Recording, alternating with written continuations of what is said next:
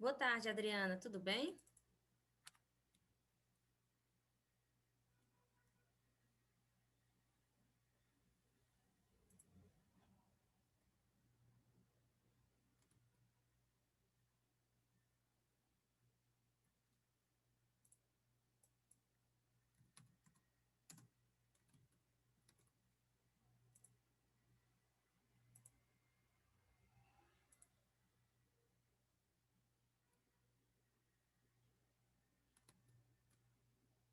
Professora Adriana, tá me escutando?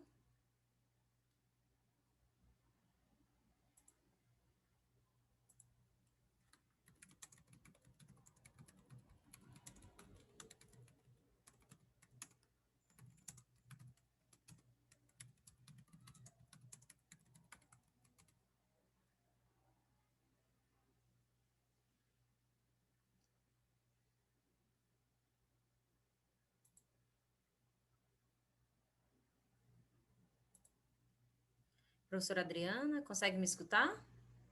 Consegue me ouvir? Ah, eu vou transmitir aqui a minha tela para que eu possa lhe mostrar. Então, aqui em cima tem o botãozinho que para você deve estar mostrando aqui embaixo, um botãozinho do microfone. Clicar para habilitar o microfone.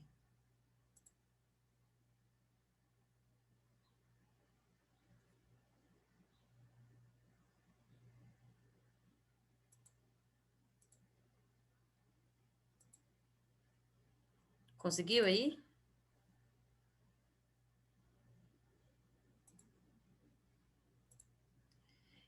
Eu lhe coloquei como co-host.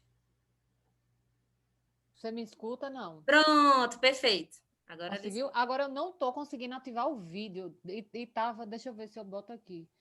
Botei a câmera integrada e nada aqui.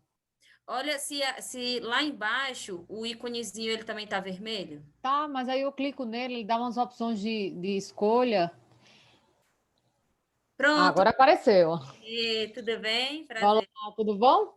Tudo bem. Vou ajeitar aqui. Tá bom assim? Tá ótimo. Como é teu nome? Ana Beatriz, desculpa que não aparece meu nome, né? Vou Não. colocar aqui. Prazer, Ana Beatriz. Pronto, Ana Beatriz Maia. Eu estava entrando até antes, porque sempre. Prazer. Não, parece que sempre dá problema na hora que a gente tem que utilizar, né? Nunca vi um negócio desse. É, na hora. É, quando eu vou dar aula, Incrível. é Eu impressionante. tenho um grupo de estudos e aí Você é da FEA? eu sou professora da Universidade de Fortaleza e sou doutoranda da Universidade Federal do Ceará. Legal. Tem um amigão lá no departamento de contabilidade, Adriano Gomes. Eu conheço o professor Carlos Adriano. É meu amigo da época de faculdade, de movimento estudantil, muitos e muitos É, anos. ele era mesmo ligado ao movimento estudantil. É. Tá aparecendo pouca gente, né, Beatriz, nas sessões. Ontem eu Tá. participei de uma com o professor Nakamura, eu acho que tinha 13 pessoas assistindo, muito pouco, porque são É, muitas salas, né? e outra também, é porque assim, facilitou, permitiu com que várias pessoas participassem, enviassem trabalhos, né, ficasse mais fácil de participar. Só que, ao mesmo tempo, fez com que a gente não parasse nossas atividades. Né? É, Eu dou 40 horas de aula na Unifor, então, assim, não parei nenhuma das aulas. é. Né? Então, a gente termina que a gente não tem aquele tempo para o evento. E aí, a gente só entra para apresentar ou para debater e depois segue com os nossos compromissos. Beatriz, só alinhando aqui para a Pois gente, não. eu apresento, eu faço uma abertura dizendo quais são os trabalhos, nessa ordem que está aqui, né, no site, vai obedecer essa ordem aqui, né, dos 4. Isso. Queres que eu coloque no chat? Eu Pode coloquei, ser, inclusive, o nome dos autores. Já peguei o nome dos autores. pode ser. Vou colocar aqui. Tem Então, inclusive o o pessoal primeiro. da Federal do Ceará, né, no segundo Isso. trabalho. Ah, um não é seu, né? Um é meu. E Meu celular aqui? tá tocando ali lá dentro. Só um minutinho. Ó, coloquei os 4 trabalhos aí. Tá, Aí coloquei com o nome dos autores já. Eu não sei quem certo. que vai apresentar, mas aí o nome dos autores. Só um minuto. Tá.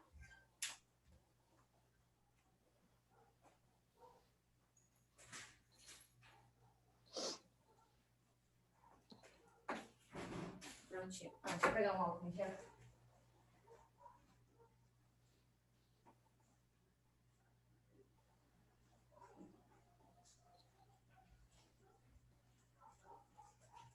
A gente pega na porta e passa o álcool em gel na mão, né? Estamos nesse... Beatriz, só tá diferente a ordem que você colocou aqui da ordem que eu tô vendo no site. Tá diferente? Deixa eu olhar. Tá, primeiro tá o 674, tá pela ordem numérica, inclusive, ó. 1674, aí depois 1344, 1441, aí ficou tudo trocado, as ordens. Peraí, 1441 é o primeiro. Não, aqui no site tá a contabilidade do cliente, a ordem. Para mim tá o inverso. Engraçado. Porque eu vi lá naquelas instruções para a gente ir pela ordem do que está no site, né? Deixa ele mostrar, ó, para mim. Que loucura. Artigos na seção, ó. Tá primeiro 1441, depois... então ótimo. Porque aqui eu tô com um site onde aparece, né, quem é o moderador, o debatedor, tal, aí pronto, a ordem né? aqui tá diferente. Exato. Pronto, aí eu botei aqui ver artigos, aí a minha ordem... Pois é, mas aqui no site, naquele online, semeado online, mas tudo bem, ótimo. Tá. A gente segue aqui, então, ótimo. Qualquer coisa a gente vê aí, se o segundo tiver antes, se esse aqui não tiver entrado primeiro, a gente antecipa. Pronto. Menina, agora esse negócio desses vídeos fica uma coisa meio assim. Ontem eu assisti, fica meio cansativo. Não sei se você achou. Não achei. Acharia que ficasse melhor a própria pessoa apresentando, assim. Eu acho que fica mais dinâmico. Mais rápido. Você achou? Achei. Engraçado, né? Eu gostei do modelo, eu gostei porque eu acho que a gente consegue debater de fato sobre aquele conteúdo. Você é de que departamento? De administração ou contabilidade? A seleção da Unifol eu passei para o departamento de administração, mas as disciplinas são, sua maioria, voltadas para a contabilidade. Você é da área de contabilidade, assim, sua Sou formação. contadora. Beleza. Aí o mestrado e doutorado é administração e controladoria. Mas a minha formação é contabilidade. Está perto já no doutorado ou ainda está no início? Esse é o primeiro produto da tese, né? Que coisa boa. Já qualifiquei, mas a minha qualificação já foi com resultados preliminares, assim, já foi com metade da amostra coletada e já rodei, aí são os primeiros resultados. Se Deus quiser, no próximo semestre eu finalizo. Que coisa boa. Eu não sei se essa pandemia ajudou ou não, né? Porque, assim, criou tanto estresse que não sei se ajudou, né? Exatamente. Josiane. Boa tarde, Aline. Seja bem-vinda.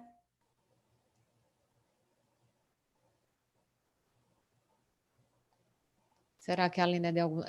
desse terceiro trabalho. Faltou aí no nome do Josiano o Ariel também, aqui no segundo trabalho. Ariel Bé.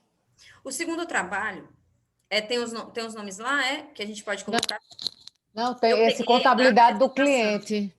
Eu peguei a apresentação, e na apresentação não tinha o nome, no vídeo, nem no texto. Mas entendi, só tinha um. É Ariel Ber, B-E-H-R. Ariel. Ok.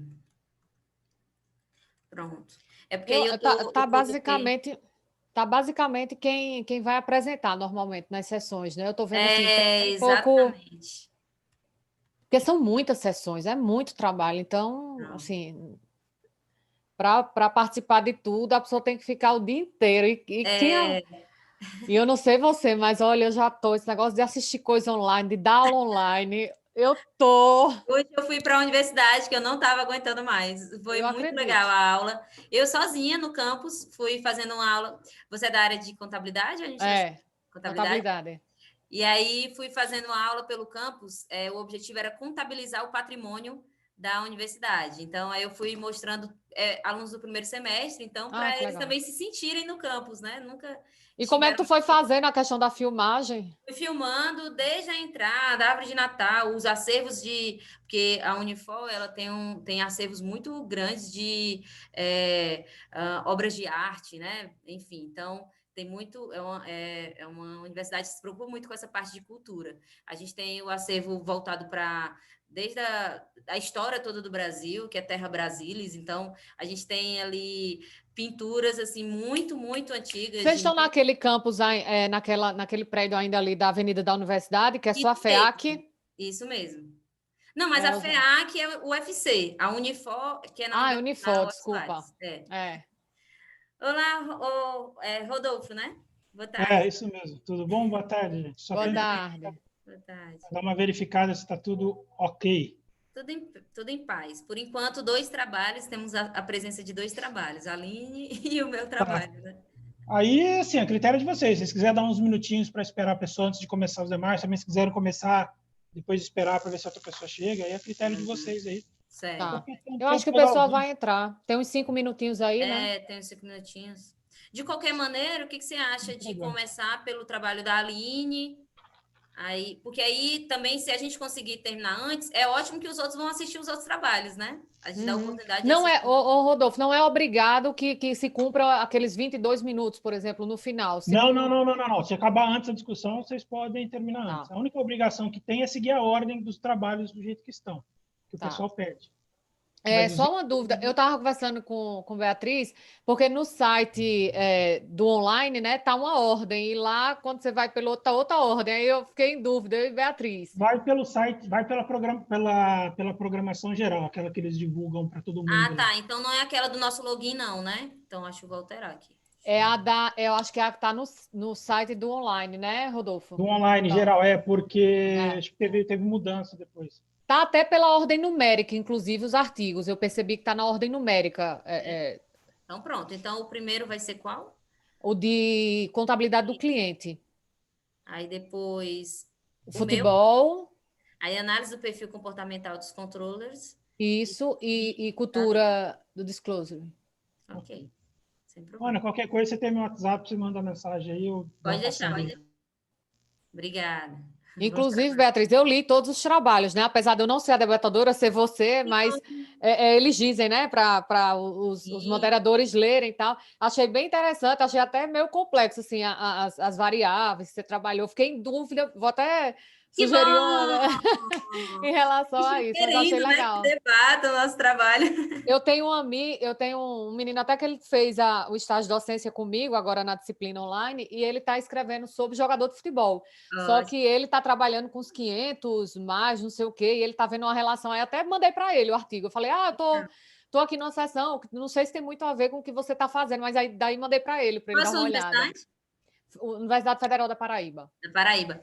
A gente tem um grupo de estudos, eu criei no ano passado, 2019, o grupo de estudos chama Bate-Bola Acadêmico Científico. E aí a gente já teve a participação, a gente fez algumas transmissões, já teve participação com o presidente da Federação Cearense de Futebol, com o diretor do Ceará, do Fortaleza, com mulheres na gestão esportiva, então, que estão lá na Federação Paulista de Futebol, na própria CBF Academy, enfim, então a gente tem promovido aí esse debate. Se quiser aí, depois eu passo o contato para ele. A gente tem integrantes do grupo, que aí o grupo de estudos, ele é mais livre do que grupo de pesquisa, então pode ser membros internos e externos da universidade. A gente tem pessoas de São Paulo que participam do grupo, dos Estados Unidos, enfim, então... Legal. Estamos abertos. Muito legal. Boa tarde, seja bem-vinda. Boa tarde, tudo bem? Tudo bem. Josiane vai ser a primeira aí da lista. É? A gente acabou de tirar a dúvida aqui da ordem. Tá bom. O Samuel, boa tarde, Samuel, seja bem-vindo. Você faz parte de algum grupo, de algum trabalho, veio aqui assistir, está participando? Não, faço sim, do perfil comportamental dos controllers. Sou o segundo autor. Certo. O Samuel, estou vendo aqui. Junto com a Luciane. Isso. Ela não vai poder estar aqui hoje, aí eu vou apresentar o trabalho. Tá, joia.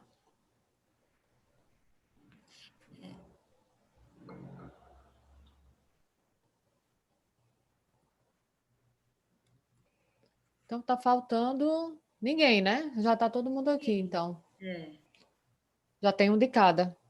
Então... Não, eu estava comentando com ela que só está basicamente quem está apresentando, porque são muitas sessões, então o pessoal está em vários aí. O pessoal fica dividido. A gente vai transmitir aqui a tela e o vídeo, mas a gente também vai colocando o link, porque caso tenha algum problema com a conexão, vocês podem assistir o vídeo diretamente aí também, né? Isso.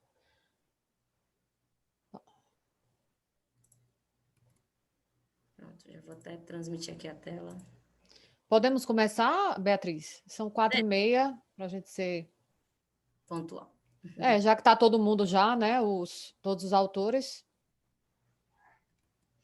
Só lembrando que todas as sessões elas estão sendo gravadas, né? Isso.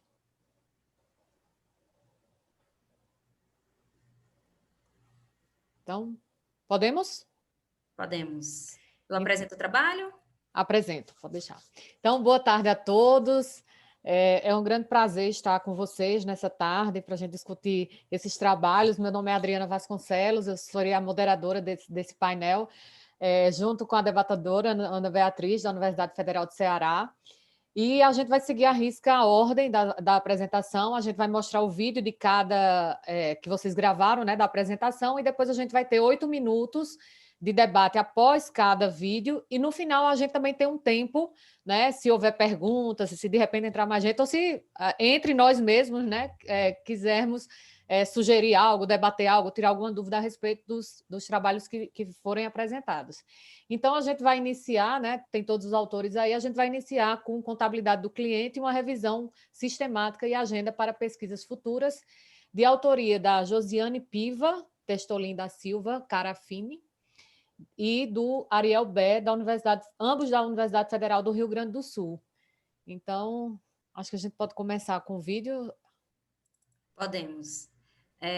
Caso alguém tenha alguma dificuldade para assistir o vídeo, aí só me comunica. Estou tentando colocar aqui no chat. Pronto, apareceu.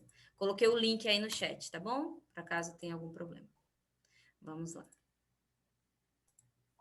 Meu nome é Josiane e eu vou apresentar o trabalho intitulado Contabilidade do Cliente, uma revisão sistemática e agenda para pesquisas futuras, de minha autoria e meu orientador, professor Ariel Bé.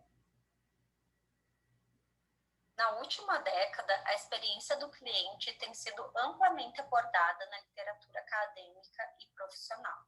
Segundo a McKinsey Company, para transformar a experiência do cliente e tornar o processo de vendas lucrativo, as empresas precisam desenvolver uma compreensão profunda dos clientes. No entanto, a KPMG Consult ressalta que apenas 45% das empresas sabem o quão rentáveis são seus clientes. O Gartner ressalta que quase todos os benefícios da experiência do cliente são medidos de forma indireta, gerando a necessidade de desenvolver uma correlação entre estes benefícios indiretos com métricas contábeis. Diante disso, surge a demanda para a contabilidade de abordagens aprimoradas, que se concentrem nas informações relacionadas ao cliente. Nesse sentido, a contabilidade do cliente compreende um conjunto de práticas que identificam, medem e comunicam informações relacionadas a clientes individuais ou a grupo de clientes. Com isso, tem-se o seguinte problema de pesquisa. Como a pesquisa científica aborda as práticas da contabilidade do cliente, este estudo justifica-se, pois apesar dos benefícios que as práticas da contabilidade do cliente têm de proporcionar, estas práticas não são amplamente adotadas pelas organizações. E mesmo que a pesquisa no tema tenha aumentado, ainda é considerada relativamente limitada e amplamente descritiva ou normativa. E diversos estudos apontam a necessidade de mais pesquisas nesta área. No referencial teórico, abordou-se a contabilidade gerencial estratégica, na qual a contabilidade do cliente está inserida. E para abordar as práticas da contabilidade do cliente, utilizou-se esta pesquisa de 2002, que é uma das pesquisas mais influentes no tema, e que traz 4 práticas além da própria contabilidade do cliente como uma visão holística. Em relação ao método, adotou-se uma revisão sistemática de literatura em 5 etapas. A figura detalha estas etapas, sendo que a amostra inicial foi composta de 242 artigos e, após o refinamento da literatura, obteve-se 56 artigos na amostra final. Destaca-se que, para análise dos artigos, utilizou-se a análise descritiva, a modelagem de tópicos com o uso da LDA e a análise de conteúdo. Em relação aos resultados, foram sistematizadas as definições apresentadas nos estudos analisados e aqui são demonstrados os conceitos inferidos a partir desta sistematização. Destaca-se que a prática de avaliação dos clientes é considerada uma prática incomum e, como reflexo disso, não foram encontradas outras referências a esta prática nos demais estudos analisados. Também foi realizada a análise temática da contabilidade do cliente, utilizando-se os resumos dos artigos da amostra e, com a aplicação da LDA, descobriu-se os temas de pesquisa. A figura demonstra as nuvens de palavras relativas aos 5 temas identificados a partir dos tópicos. Os rótulos dos tópicos: custos, competição e desempenho, estratégia, sistemas de informação e marketing, foram aplicados a partir da análise das palavras principais de cada tópico e dos artigos relacionados ao tópico. E, por fim, os artigos foram analisados para identificar as oportunidades de pesquisa indicadas pelos autores e, com isso, propor uma agenda de pesquisas futuras, a qual é demonstrada neste slide.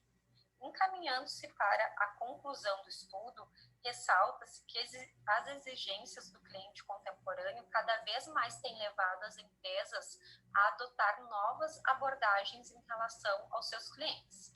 No que diz respeito ao papel da contabilidade neste contexto, as práticas da contabilidade do cliente representam um potencial para o fornecimento de informações relevantes que apoiem na tomada de decisão a respeito dos clientes.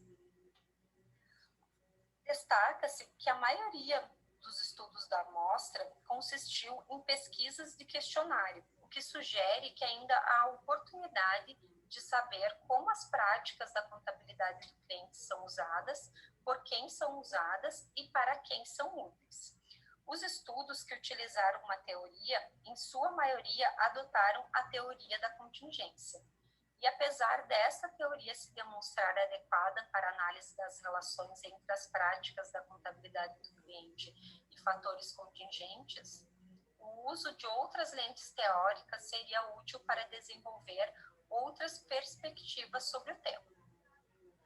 Como contribuições teóricas e práticas da pesquisa, este estudo identificou as áreas temáticas relacionadas às práticas da contabilidade do cliente e apresentou uma agenda de pesquisa, que se constitui um ponto de partida útil para futuras pesquisas na contabilidade do cliente. O estudo também sistematizou as definições relacionadas à contabilidade do cliente e suas práticas. Isso implica no endereçamento do potencial, do seu propósito e benefícios, o que pode auxiliar as organizações a utilizar estas práticas para gerar informações que apoiem no gerenciamento dos clientes de forma estratégica. Como limite dessa pesquisa, destaca-se a definição dos termos de busca, base de dados e artigos analisados. Sugere-se que estudos futuros possam utilizar outros critérios, como, por exemplo, analisar outras bases de dados e outros tipos de publicações, onde informações complementares podem ser encontradas. Aqui apresenta-se as referências utilizadas durante essa apresentação e, com isso, finaliza-se a apresentação desta pesquisa. Prontinho, temos a primeira apresentação. Ana Beatriz, fica à vontade. Eu vou iniciar aqui o cronômetro para a gente seguir direitinho a risca os 8 minutos de debate e depois podendo prosseguir aí depois das últimas apresentações. Fica à vontade. Combinado. Josiane, primeiro, parabéns. É uma pesquisa Obrigada. que demonstra aí ter sido bastante exaustiva, né? E muito rica. Foi uma pesquisa de dissertação, Josiane? Sua dissertação, tese? Não, foi uma pesquisa de uma disciplina do doutorado do primeiro semestre, que a proposta era, né, começar a explorar alguns temas para verificar em relação ao meu projeto de pesquisa do doutorado. Excelente, parabéns, Josiane. Eu fiquei Obrigada. admirada, de fato, com a riqueza de detalhes, né? A riqueza de informações que você trouxe. Realmente, o teu trabalho ele contribui com essa identificação dos tópicos, né? Referente a essa contabilidade do cliente, que para mim, né? Pelo menos, para mim ainda é uma novidade, né? Eu não tinha me deparado ainda com estudos voltados para a contabilidade do cliente. Então, aprendi muito com o seu trabalho. E, além disso, propõe aí, né, uma agenda de pesquisa, que é tão importante para dar essa sequência nos estudos da área. Então, primeiramente, muito parabéns para você. Obrigada. Josiane, tem alguma parte da metodologia, né, que, como você fez com a LDA, eu não tenho essa familiaridade com essa metodologia, mas eu já utilizei outras metodologias em outras pesquisas similares quanto a essa revisão. Eu não sei se você conhece o software Iramutec. Você conhece? Eu já ouvi falar, mas nunca trabalhei com ele. Pronto. Através dele, a gente também pode fazer a nuvem de palavras, que foi o que você fez, mas a gente também tem uma oportunidade de técnica a partir do software, que é a análise de similitude, que a gente consegue identificar a conexidade, né, a conexão entre as palavras mais recorrentes. A gente consegue analisar a conexão, por exemplo, se for entre os títulos, as palavras mais recorrentes nos títulos das pesquisas, que proporciona aí uma visão das relações de fato estabelecidas pelas expressões componentes dos títulos ou palavras-chave, dependendo do que você estiver investigando, a partir do software. Aí eu coloquei aqui como uma sugestão para, de repente, você já tem os dados. O intuito aqui é a gente contribuir de que forma aí você pode trazer mais do que você já tem, que você pode aí explorar mais esses dados que você já tem, visando uma publicação no periódico. E aí, como eu não tenho familiaridade com esse outro método que você utilizou, eu me recordei do que a gente já utilizava dessa relação. De repente, e aí você conversa aí com seu professor, de repente, pode ser que isso traga uma nova contribuição do seu estudo, né? Essa conexão, de fato, você conseguir, como você fez lá, você dividiu por tópicos, né? E aí poder não fundamentar, mas validar essa segmentação que vocês tinham feito por tópicos. De repente, vocês conseguem encontrar esse mesmo resultado. Tá? Então, uma das contribuições que eu tinha elencado aqui com o seu trabalho. Ok, obrigada. Nada. Professora Adriana, se quiser abrir para a turma, quem quiser... Eu queria fazer uma observação a esse respeito. Eu sou professora de gerencial, Josiane, então esse é um assunto para mim bem familiar, né? Inclusive, são poucos os livros de contabilidade gerencial que abordam esse assunto. Se você pegar mesmo os livros internacionais, pouquíssimos abordam. Mas eu sempre dou esse assunto em conjunto com a questão da análise do ciclo dos processos, né, da empresa. E aí é recorrente, realmente, na literatura, principalmente americana, essa análise da rentabilidade do cliente. Por quê? Porque, às vezes, você tem aquele cliente de alto custo de servir e o cliente de baixo custo de servir. E aí você, às vezes, precifica de forma igual esses dois clientes, sem analisar que eles estão consumindo serviços e atividades totalmente diferentes. Então, a gente tem muito uso, por exemplo, do ABC, né, para fazer essa questão da análise da rentabilidade do cliente. Então, eu acho que o seu trabalho ele traz essa contribuição, porque é um assunto realmente que na literatura nacional, até nos cursos de contabilidade, é muito pouco abordado. E, na verdade, como é um estudo, né, que é meu bibliográfico, é uma análise bibliográfica, eu sugiro, na verdade, não é nenhuma crítica, porque eu acho que o trabalho ficou bem bacana dentro da análise do que é que se estuda em relação à rentabilidade do cliente. Eu tinha mais uma sugestão para vocês de que fizessem algo prático agora, né? Então, vocês viram as lacunas e, de repente, vocês fazerem algo de cunho prático, né? Selecionando, porque a gente sabe que as empresas, certamente, que adotam essa ferramenta de contabilidade estratégica, gerencial, são empresas de nível mais alto, né? São empresas com porte, enfim, uma estrutura hierárquica mais organizada. Então, eu acho que valeria o esforço de ver isso na prática. Eu sempre digo que a pesquisa em contabilidade gerencial, a gente empaca justamente nessa entrada, né, nas empresas. É muito difícil as pessoas deixarem a gente entrar e deixarem a gente pesquisar, porque tem muita questão, às vezes, do funcionamento da empresa, mas eu acho que valeria o esforço de vocês. Vocês pensam em dar continuidade a essa temática, digamos assim, dentro das pesquisas? Assim, eu havia, né, feito essa pesquisa, assim, mais exploratória, e aí, no final das contas, a gente acabou indo para um outro tópico, assim, né, na questão do doutorado, mas eu trabalho, né, em instituição financeira, né, e tem essa questão, principalmente, né, também das empresas de serviço, de ter essa dificuldade, né, de justamente, né, como tu comentou ali, né, a gente coloca todo mundo numa média, né, e para mim, como profissional, né, a gente não utiliza, não faz, mas é uma aspiração, assim, como empresa, de conseguir chegar nesse nível. Então, é um assunto, assim, que agora, talvez para o doutorado, né, eu tive que deixar um pouquinho de lado, porque a gente foi para um outro caminho, para a questão do projeto de pesquisa, mas que eu continuo, assim, ainda mais com as pesquisas, né, com o que eu li sobre, me interessando bastante, porque eu acho que é algo que com certeza, assim, vem a contribuir com as empresas, né?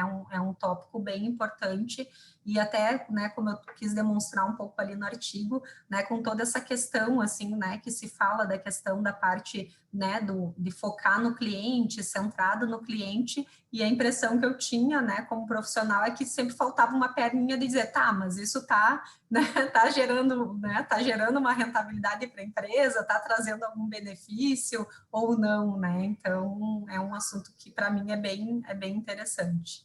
Inclusive, me proponho a fazer uma parceria aí, se caso vocês queiram avançar nisso, porque é um assunto realmente que me interessa bastante, que eu leio muito sobre isso e eu acho realmente tem uma lacuna prática de pesquisa realmente nessa área.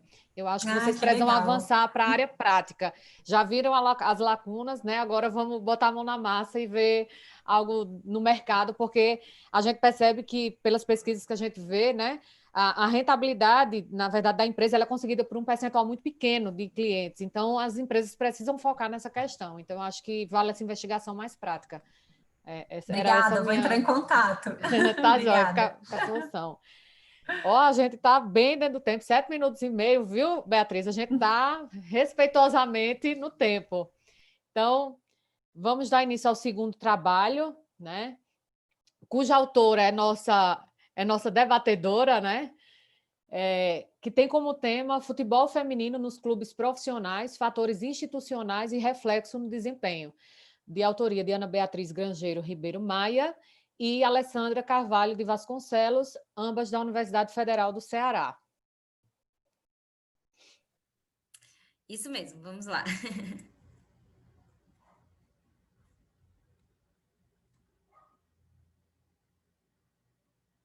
Opa, não está saindo o som? Tá vendo? Que a gente tinha conversado no início, né, professora Adriana? Os testes a gente faz, mas aí às vezes... Vê aí se consegue. O primeiro saiu direitinho.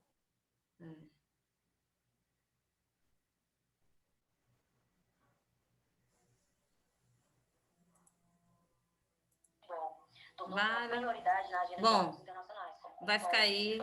Vou voltar aqui, eu acho que... Como eu estou aqui, eu apresento, né? Essa parte inicial que ficou no mudo aí. Bom, então aqui só apresentando o tema, futebol feminino nos clubes profissionais, fatores institucionais e reflexo no desempenho. É um trabalho aí, um primeiro produto do resultado da minha tese de doutorado, em parceria com a professora Alessandra Carvalho de Vasconcelos, a minha orientadora. Apenas uma breve introdução.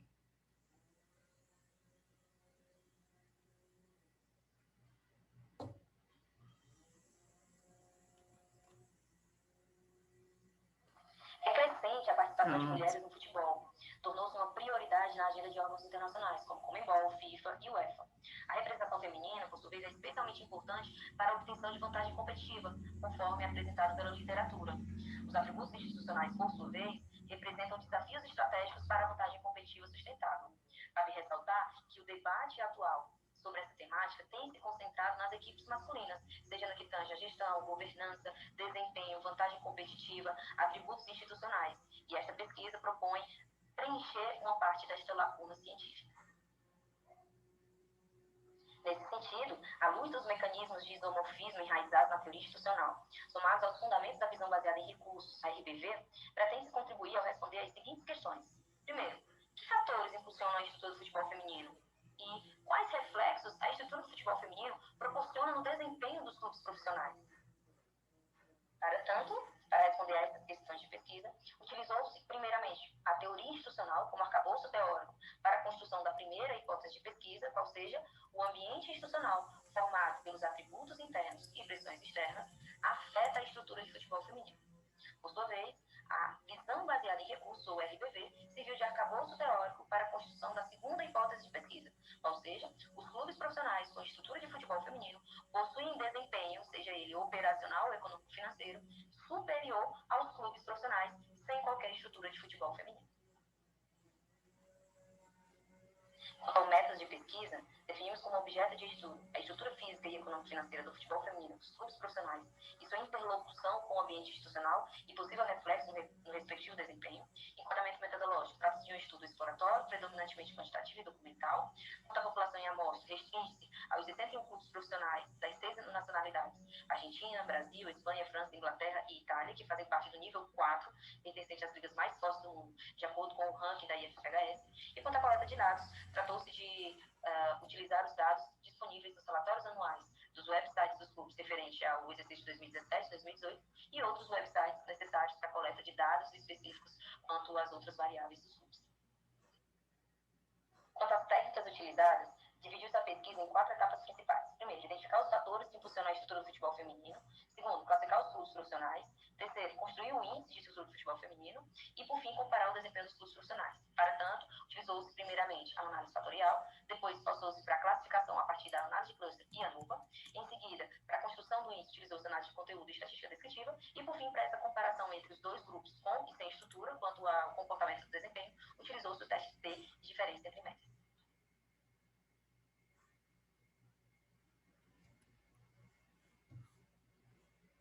Não estou entendendo.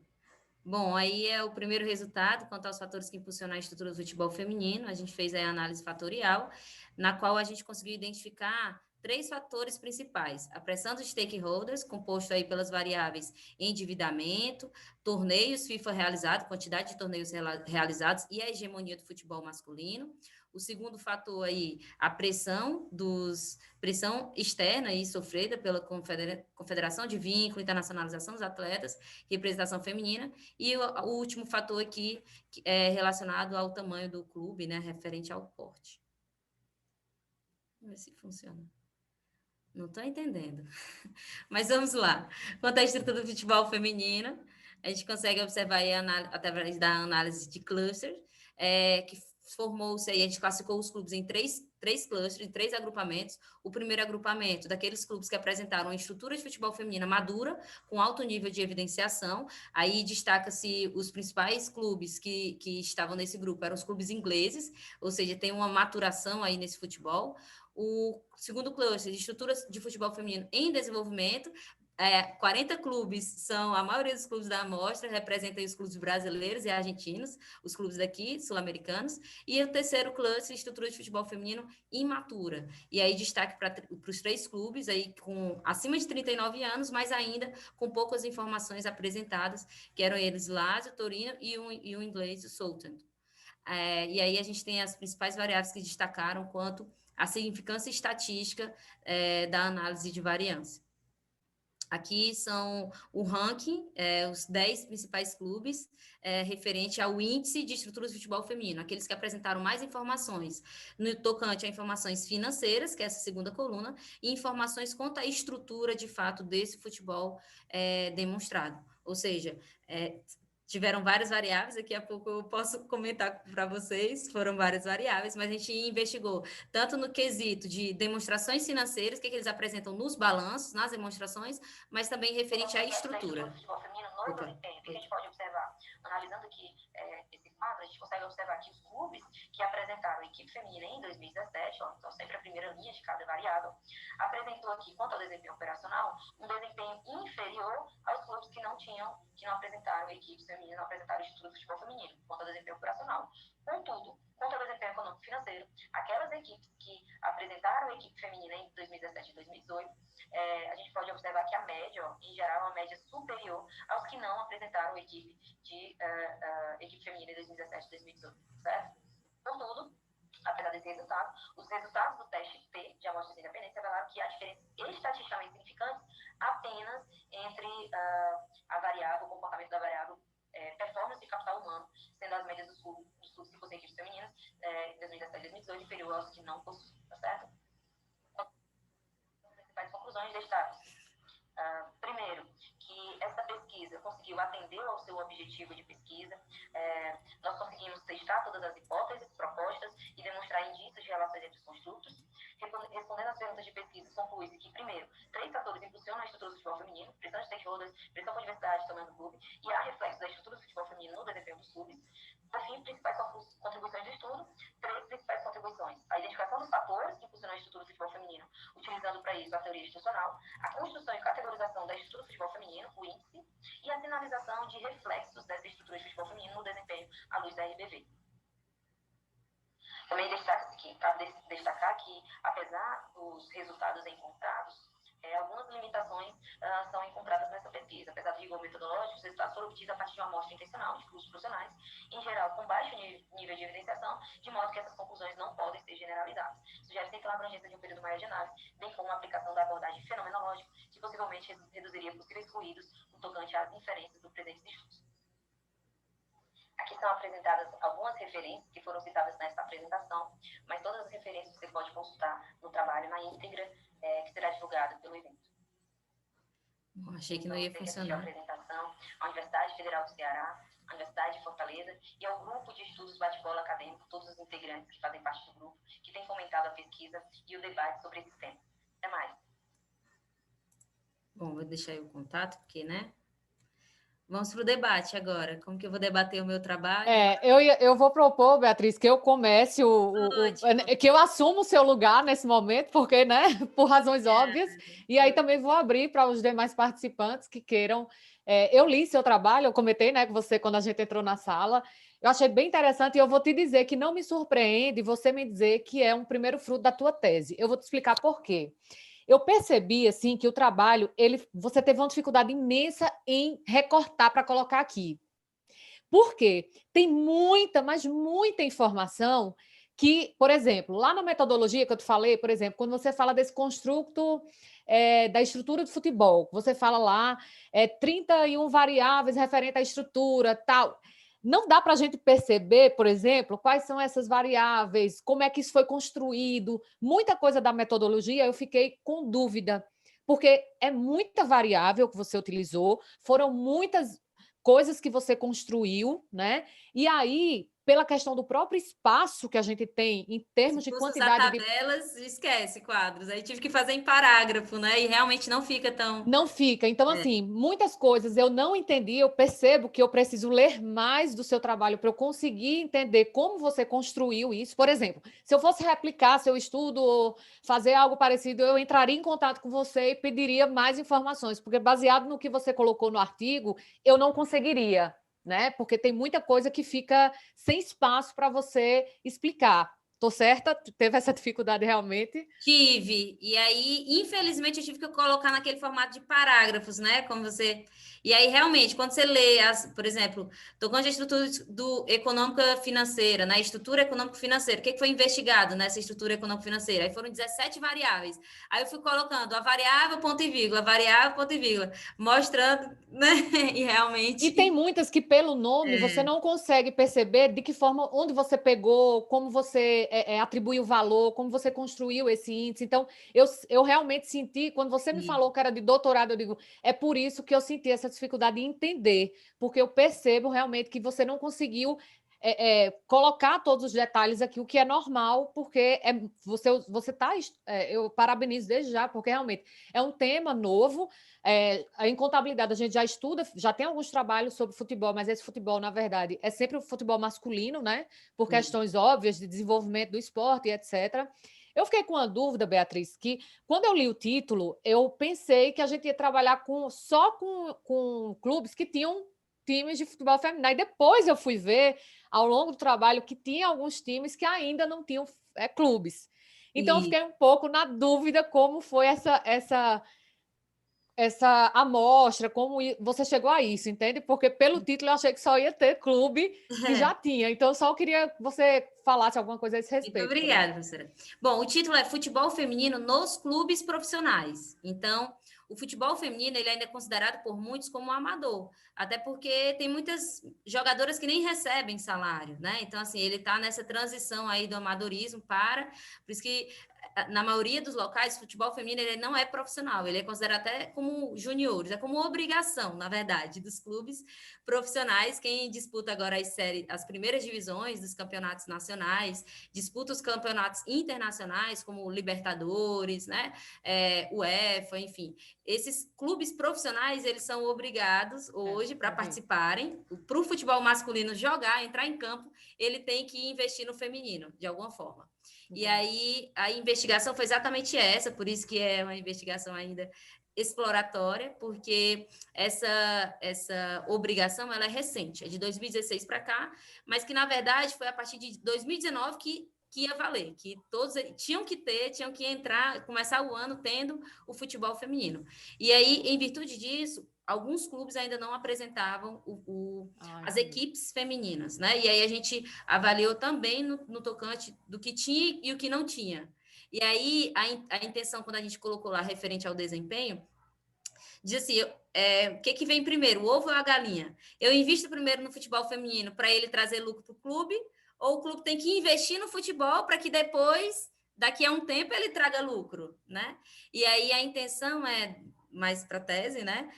Aqui a gente não conseguiu fazer isso, porque a gente investigou apenas esses 61 clubes, na tese a amostra é bem maior, mas a intenção é comparar exatamente isso. Bom, os clubes que hoje que estão investindo no futebol feminino, de fato, eles estão tendo um desempenho maior do que os que não investiram no futebol feminino.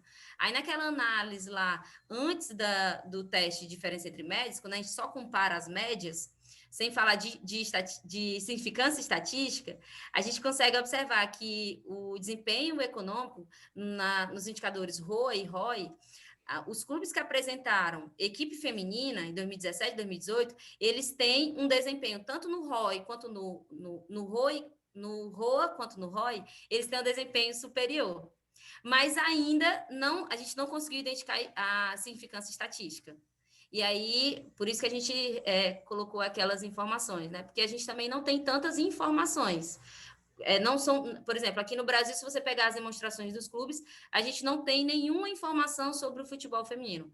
A gente só tem se tem ou não tem futebol feminino, enfim. Então, aí por isso que a pesquisa não se restringiu apenas nas demonstrações financeiras, mas também naquilo que era divulgado nos websites dos clubes. Uma outra coisa que eu percebi também por falta de espaço, porque realmente você utilizou muita coisa na análise de cluster, depois utilizou teste médio, etc. Você usou duas teorias, que são duas teorias interessantes para explicar, mas eu percebi que, por exemplo, faltou dar uma entrada maior em relação à análise desses resultados utilizando essas teorias. Eu acho que o confronto, né, professora? Exato. Eu acho que, de repente, você poderia, por exemplo, para trabalhos depois da tese, ou de repente dividir, colocar por exemplo, utilizando a questão da teoria institucional, né, do que ela prega, de como você percebe isso dentro desses clubes, e depois utilizando a visão baseada em recursos. Eu acho que cabe aí um aprofundamento de ambas as teorias, você considerando o que você vai encontrar nos seus resultados. Eu acho que a teoria ficou, digamos assim, um pouco de lado, né? Porque você teve muita coisa para discutir em termos de dizer os clubes, daqueles grupos, né? Etc. Tem muito resultado e, de repente, por falta de espaço também, eu percebo que a teoria ela ficou um pouco tímida no trabalho, de você aprofundar a análise desses resultados em razão das teorias que você utilizou.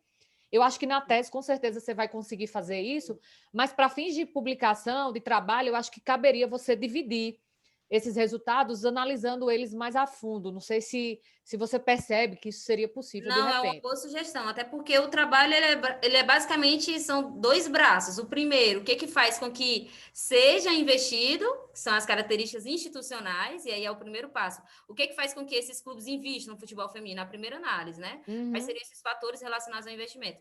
E o segundo é o impacto no desempenho, né? Então, E aí basta... você pode utilizar, É. exato. Eu acho que de repente você consegue 2 trabalhos mais profundos, né, discutindo mais essas nuances. De repente, você não vai encontrar, por exemplo, trabalhos exatamente falando sobre clubes femininos, mas você vai ter outros trabalhos para comparar a questão dos valores, do isomorfismo, tal, que prega lá na teoria institucional, Sim, para comparar em relação a esse nicho que você está sim, estudando.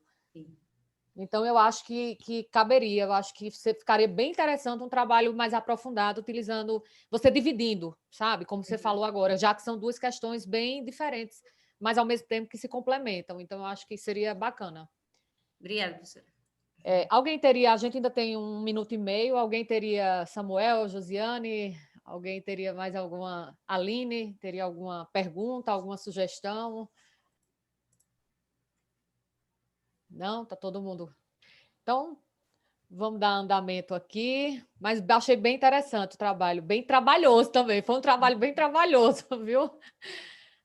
Vamos para o terceiro trabalho, análise do perfil comportamental de controllers no Brasil, de autoria de Luciane Reginato, da FEA, e de Samuel de Oliveira Dulce, da Faculdade FIPECAF. Então, Samuel que vai aí nos apresentar. Então, Vamos lá.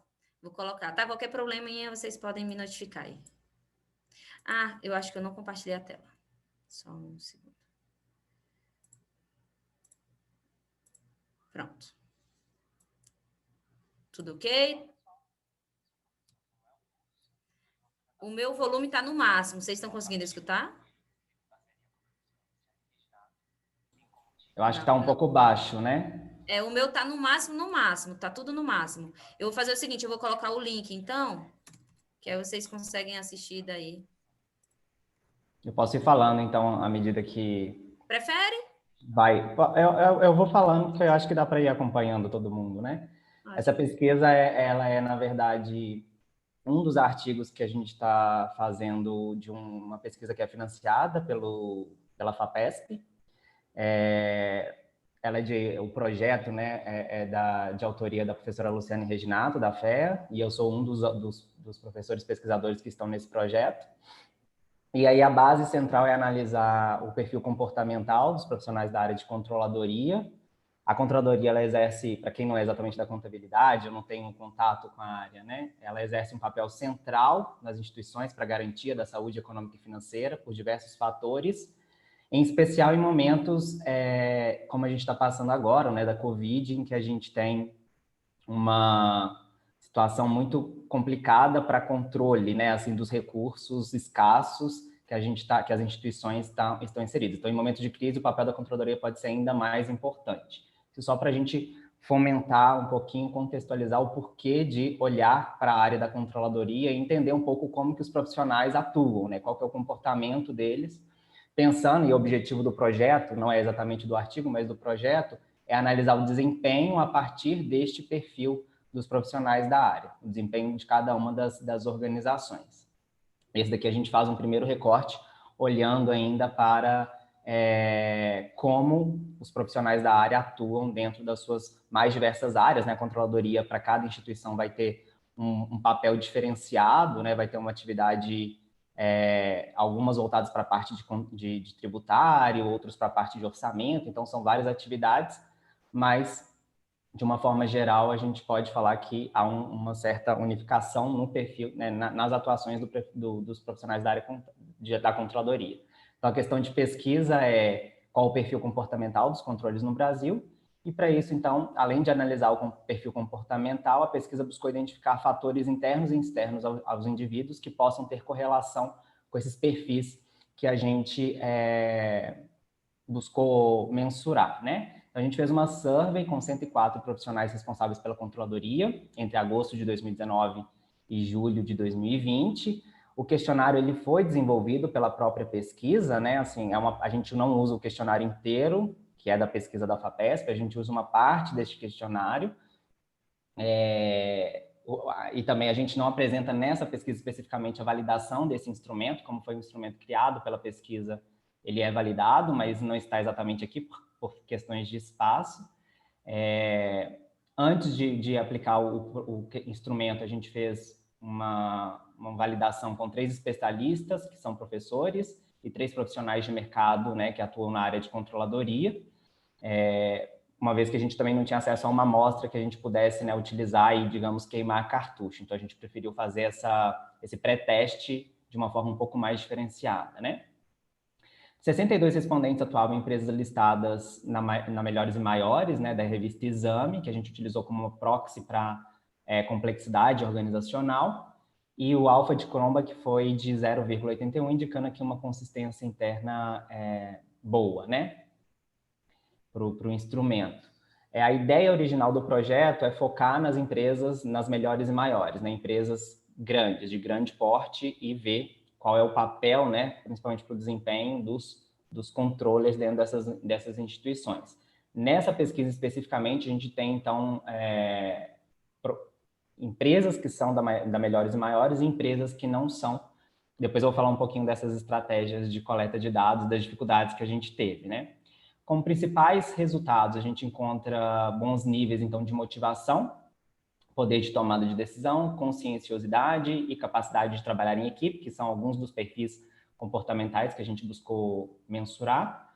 Foi identificada a presença de comportamentos geradores de estresse e necessidade de melhorias nas características interpessoais desses profissionais. O fator de estresse já era esperado, né, tendo em vista a área, né, e as atividades que são desenvolvidas pelos profissionais aí da controladoria.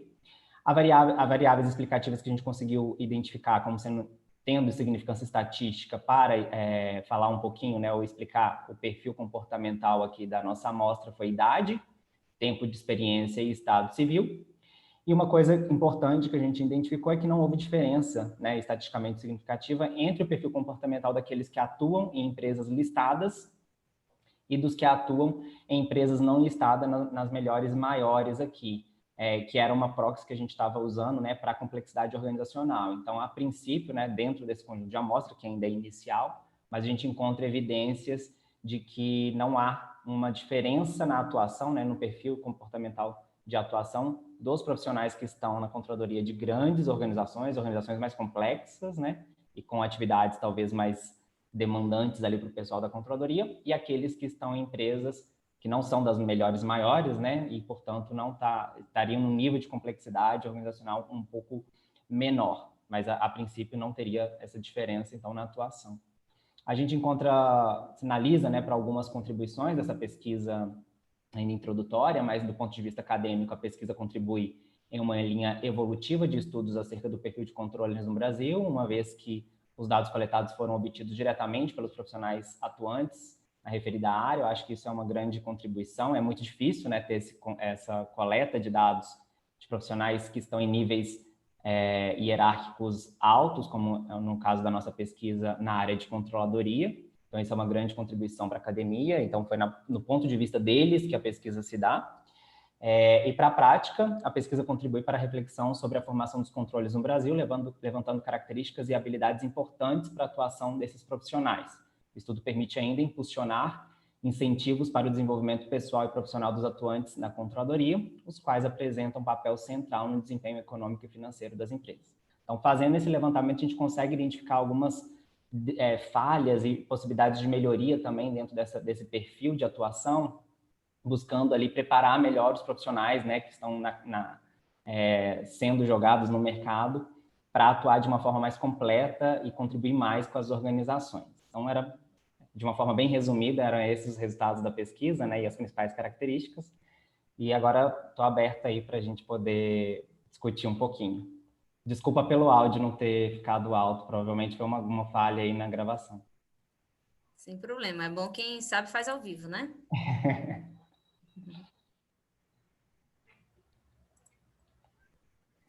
Bom, podemos iniciar, professora?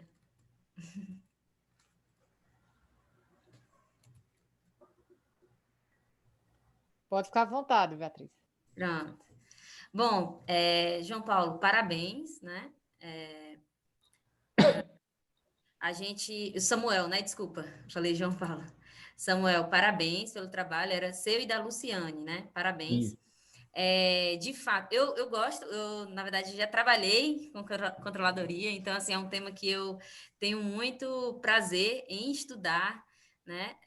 E a sua pesquisa, de fato, como vocês apresentaram, de fato, apresenta muita relevância, muita contribuição nesse sentido, com essa visão mais contemporânea, porque a gente tem alguns estudos também que já trataram um pouco sobre esse perfil comportamental dos controllers, mas traz uma visão contemporânea, de fato, de como que está como que estão os controllers no Brasil hoje, né? Desses traços da personalidade, vocês incluíram outras variáveis também, bem como as características de atuação individual e interpessoal dos controllers no Brasil. Então, muito parabéns pela pesquisa de vocês. A pesquisa se trata, você disse que houve um financiamento, né? Isso. Não é nada relacionado à dissertação, tese, teve um projeto mesmo de pesquisa, é isso? Isso é um projeto da professora Luciane Reginato, né? Acho que ela já pesquisa sobre controladoria há bastante tempo. Foi financiado pela FAPESP, se eu não me engano, de 2017 originalmente o projeto, ou 2018, agora eu estou em dúvida, final de 2017 ou início de 2018. E a ideia central, né, assim, pensando no projeto como um todo, esse é um recorte desse projeto, mas o projeto como um todo busca analisar o papel dos controllers para o desempenho das organizações. E o foco central são as empresas de maior complexidade, que aí é utilizada a base da melhores e maiores, né, como uma proxy para análise. E aí foi onde eu falei que, à medida que o projeto vai se desenvolvendo, alguns fatores dificultadores vão aparecendo, né? Então, conseguir que todas as 500 maiores e melhores respondam, né, ao questionário, em contato com todos os controllers que atuam na organização é algo bem difícil, foi bem desafiador. Então, vocês chegaram a enviar para todas as 500? Sim, a gente tem um contato, né? Assim, a listagem das melhores e maiores é feita também pela FEA, pelo pessoal do departamento de contabilidade, então a gente conseguiu o contato de quem responde o questionário enviado pela exame, que seria para exame, né? Para fazer a listagem da exame. Só que não necessariamente essa pessoa trabalha na controladoria, então tinha que, a partir desse primeiro contato, fazer toda a identificação. Você já está me respondendo algumas questões que eu tinha colocado exatamente aqui, que era referente... Você até tinha falado na apresentação, quando for na coleta de dados, eu vou falar mais um pouquinho como se der essa coleta de dados. Isso foi um pouco de um fator dificultador, né, a princípio, porque realmente demandou mais tempo do que a gente estava estimando.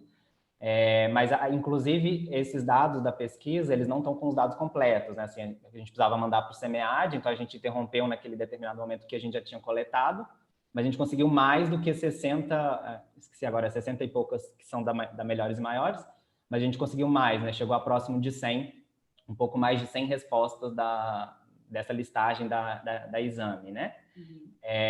E aí, em um determinado momento, quando a gente viu que estava sendo mais dificultador, a gente começou a abrir para outras empresas via LinkedIn, contato com LinkedIn. Então, essas outras 40, né, 30 e poucas empresas, 40 empresas vêm via LinkedIn, que foi o contato que a gente fez, também de profissionais da área de controladoria, né, mas que não atuavam na melhores e maiores. Mas a gente consegue controlar exatamente isso dentro do questionário, né, a gente aplicou pelo SurveyMonkey, a gente consegue controlar quem é o respondente, se é da empresa ou não é.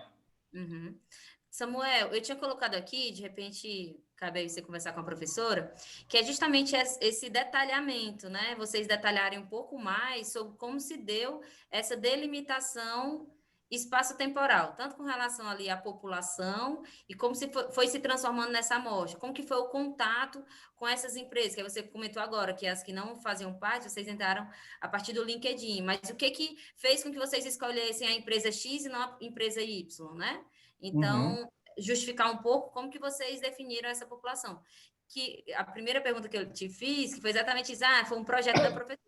Acredito que deva ter nesse projeto, né? Que aí foi até outra questão que eu tinha colocado aqui. O projeto, né? Esse projeto de pesquisa foi submetido ao comitê de ética, porque vocês estão utilizando aí, né? Dados primários. Acredito que sim, né? Não seria interessante, então, detalhar como que se deu aí essa aprovação, como que se deu aí essa segurança, né, essa salvaguarda dos direitos dos respondentes, né? Então, aí cabe a vocês discutirem. Um detalhe bem importante é que quando a pesquisa estava em andamento, na verdade agora eu não sei exatamente como está isso na FEA, mas não existia um comitê de ética da FEA, né? Apesar de ter a plataforma Brasil e que a gente, se não tem na FEA, vai para algum outro lugar mais próximo, né? Que seria, se não me engano, no caso da USP, a própria reitoria. Isso gera alguns tipos de dificultadores, né, para aprovação, enfim, é algo demorado, e dentro da USP, por incrível que pareça, não é tão estruturado ainda, né, na faculdade de Economia, Administração e Contabilidade. E aí a gente preferiu colocar para um público externo analisar primeiro, né, as questões. Primeiro que a gente segue todas as orientações que são feitas para pesquisa com seres humanos, então tem um termo de consentimento livre, esclarecido, que as pessoas precisam responder, falando todos os direitos, falando que não vai ser divulgado dados individuais, enfim. Então, quando o respondente começa o questionário, ele já encontra essas informações, até porque tinham informações que era sobre a empresa que a pessoa estava atuando, então a gente queria deixar totalmente transparente que em nenhum momento a empresa teria acesso a isso, muito menos isso seria divulgado de uma forma agregada, mas não passou pelo comitê da Plataforma Brasil, né, que é uma limitação mesmo, assim, mas que a gente tem esses dificultadores, a gente tentou contornar por meio desse contato com outros pesquisadores que pudessem dar, digamos, um parecer, mesmo que não formal, né, como na Plataforma Brasil, sobre as questões éticas. Sim, a gente trabalha aí. Estou começando a trabalhar, sempre priorizei os dados secundários, justamente por isso, porque termina sendo limitador, né? Porque a gente tem que aguardar para poder dar o próximo passo, e realmente eu acredito, né, que por isso que a gente, quem é da contabilidade, né, acaba não utilizando tantos dados primários, né? Prioriza os dados secundários. E que eles são tão ricos quanto os dados secundários. Na verdade, eles agregam coisas que os dados secundários não nos proporcionam, né? Então, parabéns. Aí eu coloquei também, com relação às... Já estou terminando, tá, Adriana? Coloquei também aqui uma observação para vocês conversarem, você e a professora, sobre a escolha das variáveis referente às características pessoais, gênero, idade, estado civil, experiência, justificar por que foram escolhidas essas variáveis. Por que foi escolhido gênero, idade, estado civil, experiência? Por que não foi escolhido? Por que vocês não escolheram outras variáveis, outros fatores explicativos, né, para esses perfis comportamentais, como formação profissional, habilidade com línguas estrangeiras, até quantidade de filhos, né? Isso pode afetar ou não. Então, por que foram escolhidas essas variáveis? Eu não consegui identificar, tanto no referencial teórico como na metodologia, nenhuma justificativa referente a esses fatores. É tanto que vocês trazem lá na introdução, falando sobre os fatores, pretende-se aí analisar os fatores internos e externos. Mas pronto, a gente não enxerga mais em nenhum momento vocês falando sobre fatores, né? Então, talvez pensar um pouquinho sobre isso. Ou trazer ali no referencial teórico estudos que já utilizaram essas variáveis para ir né, validar, dar uma força aí sobre o trabalho de vocês, ou trazerem outro tipo de justificativa.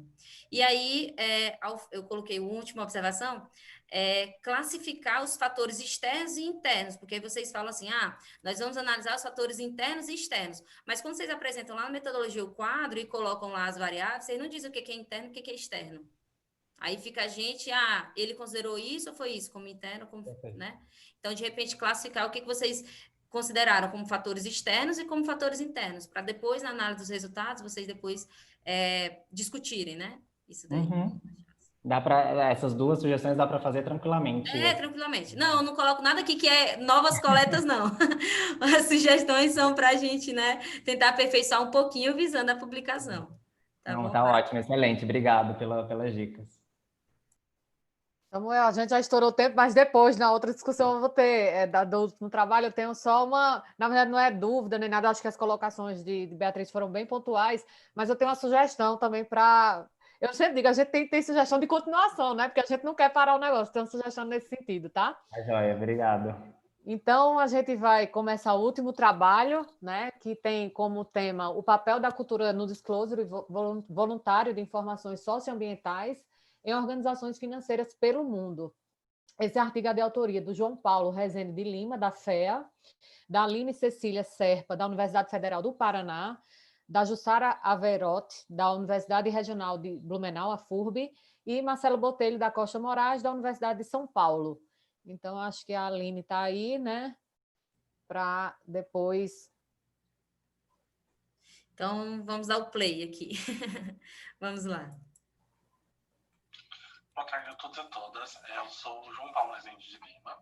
Eu faço doutorado aqui no PPGCC da FEA USP.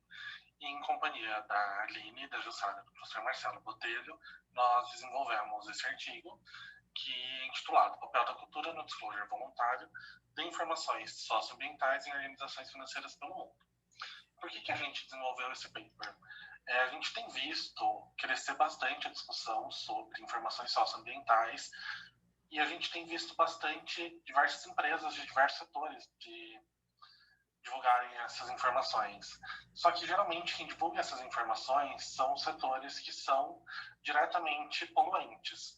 E o setor financeiro ele é indiretamente poluente. E a gente vê essa discussão crescendo cada vez mais nas organizações financeiras ao redor do mundo inteiro. Então, nós ficamos curiosos para saber por que as organizações financeiras, que são indiretamente poluentes, fazem a divulgação dessas informações. Então, diante do exposto, essa pesquisa tem por objetivo analisar o papel da cultura no disclosure voluntário, informações sociais e ambientais em organizações financeiras pelo mundo. Como base teórica, nós usamos 3 discussões: a sustentabilidade no setor bancário, para discutir qual é o contexto geral no mundo e quais são os trabalhos anteriores que já discutem isso. A gente traz a teoria do disclosure voluntário e suas determinantes para poder construir as nossas variáveis a serem utilizadas na parte empírica. E considerando que a gente está olhando para todos os países, a gente discute como as dimensões culturais de cada país podem influenciar o nível de disclosure. Então, a partir desse diferencial teórico, nós temos 4 hipóteses de pesquisa, que a dimensão cultural influencia o nível de disclosure do score ESG, que as dimensões culturais influenciam o nível de disclosure do score de sustentabilidade, que as dimensões culturais influenciam o nível de disclosure do score social, e que as dimensões culturais influenciam o nível de disclosure do score de governança. Olá, então, quanto às partes dos métodos, então, a nossa população de pesquisa são todas as empresas do setor financeiro, sendo que a amostra foi composta pelas que continham os dados necessários para a pesquisa. Alguns países eles foram excluídos por conta de não ter as informações das dimensões culturais de Hofstede, sendo, então, a nossa amostra final 6.273 instituições financeiras de 48 países diferentes no período entre 2010 e 2018. As análises dos dados foram realizadas por meio do Stata, sendo que foi feita, então, uma regressão linear múltipla de dados em painel, então, com controle de ano.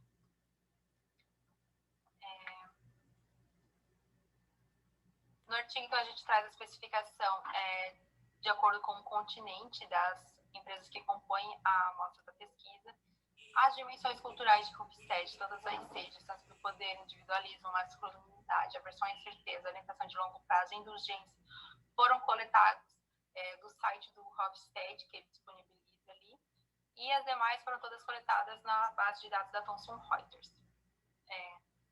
A gente traz, então, o construto da pesquisa no artigo, sendo que a gente tem 4 variáveis dependentes, que são os scores de Environment, Social e Governance em separado, e o score geral de ESG, que é de divulgação, que faz, então, uma junção desses scores de Environment, Social e Governance acoplados. Ainda a gente tem as variáveis de controle, que são tamanho e desempenho, e as variáveis de interesse, então, que são as dimensões culturais de Hofstede. Ainda a gente traz, então, os 4 modelos de pesquisa com as 4 variáveis de divulgação ali em separado. Ainda a gente traz uma descrição de como é feito esse score que é disponibilizado na Thomson. Então, quanto aos resultados da pesquisa, a gente traz inicialmente uma estatística descritiva que contém o mínimo, o máximo, a média e o padrão para dar, então, uma interpretação geral, ali, uma visualização geral dos dados da pesquisa. Em seguida, a gente traz os resultados da regressão com as variáveis dependentes de Environment, Social e Governance em separado, sendo que, então, a gente tem que o tamanho, o desempenho, a distância do poder, a individualidade e a masculinidade, elas se fazem significantes nos 3 modelos, todas elas com relações positivas, com exceção da masculinidade, que tem uma relação inversa. Ainda a orientação de longo prazo, ela se faz significante na regressão ali de environment social mais zona de governance. Todos os 3 modelos eles são significantes, possuem um R quadrado satisfatório. Agora, quanto ao score geral de ESG de divulgação, eles se fazem significantes a nível de 1%. As variáveis também de tamanho, desempenho, distância do poder, individualidade, masculinidade e orientação a longo prazo, sendo que apenas a masculinidade que tem uma relação inversa, as demais são todas uma relação positiva, corroborando então com os resultados das variáveis individuais. O modelo também ele é significante, possui uma quadrada de aproximadamente 22%. Então, a gente aceita as 4 hipóteses de pesquisa que a gente propôs, pois a gente acha a significância dessas relações. Por fim, então, a conclusão, a gente tem que, em relação às dimensões culturais, quanto mais distante dos poderes, mais individual, com maior orientação de longo prazo e menos masculinidade, maior será a preocupação com a divulgação voluntária dos aspectos sociais e sustentáveis da empresa. Então, seria isso. Muito obrigada.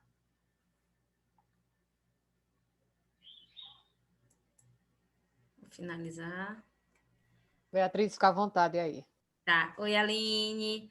Parabéns pelo trabalho de vocês. Que trabalho árduo, hein? Quantas informações vocês coletaram? Parabéns.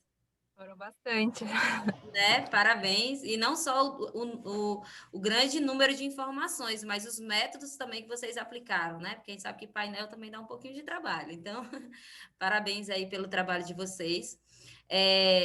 Lembrando, né? A Adriana também chegou a ver, a professora Adriana. Na minha visão, o trabalho de vocês ele está bem congruente, né? Se a gente for analisar na perspectiva epistemológica, todos os polos eles estão bem alinhados, né? Polo epistemológico, teórico, técnico, metodológico, assim, tá tudo bem encaixado.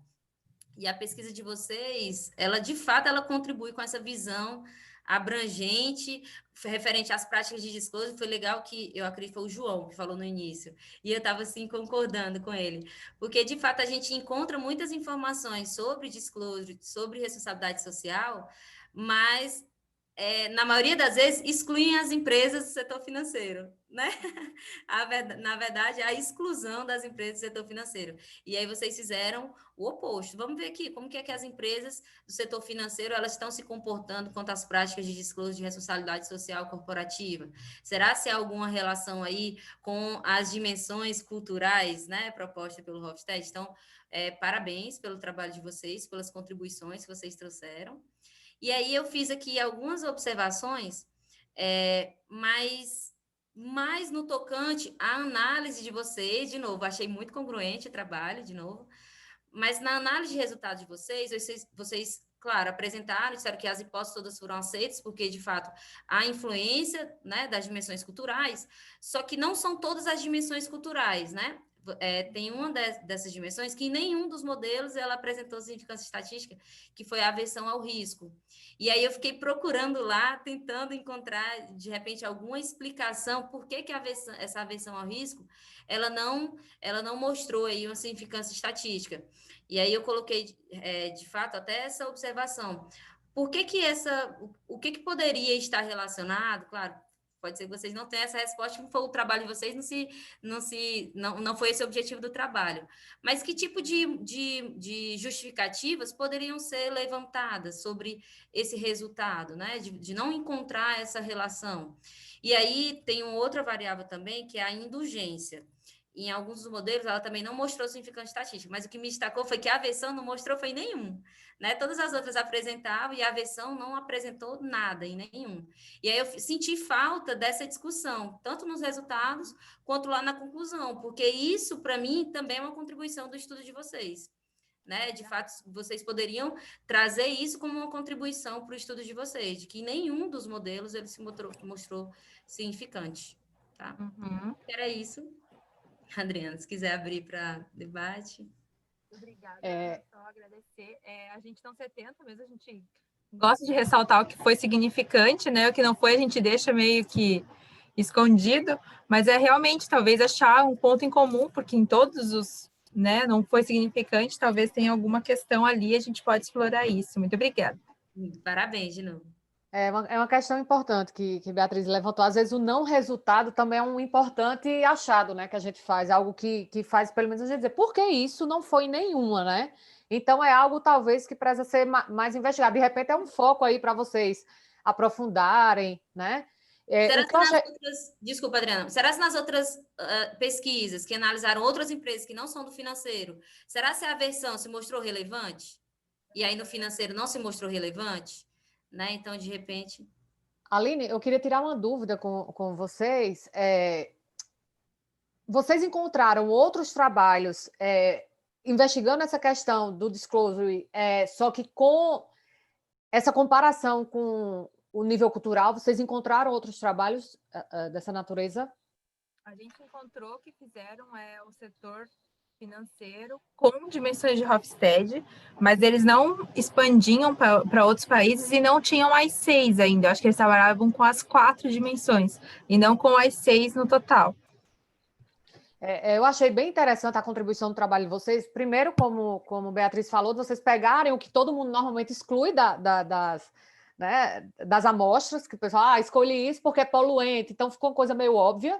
Então, acho que vocês pegaram justamente aquilo que excluiu, acho que foi a primeira contribuição, e eu acho já está meio... Eu sou editora de revista e vem muito artigo do tipo investigar o disclosure de informações financeiras, sabe, tudo, e eu acho que vocês trazendo essa questão da dimensão cultural para tentar explicar essa divulgação, isso ficou realmente bem interessante, fora a amostra enorme que vocês tiveram, imagino que deu um trabalho enorme, né, captar essas informações todas e analisar, e eu acho que de repente vocês podem expandir isso para outros nichos, né, já que por exemplo, depois vocês compararem, vocês já fizeram de instituições financeiras, será que tem diferença para outros tipos? Então, vocês usam esses dados que vocês já têm e puxam outros dados de outras organizações. Eu acho que dá um trabalho muito bom. Então, essas empresas que ninguém espera, que as instituições financeiras, em relação às mais poluentes, será que existe realmente uma diferença muito grande de divulgação? Porque a gente sempre imagina que tenha, mas...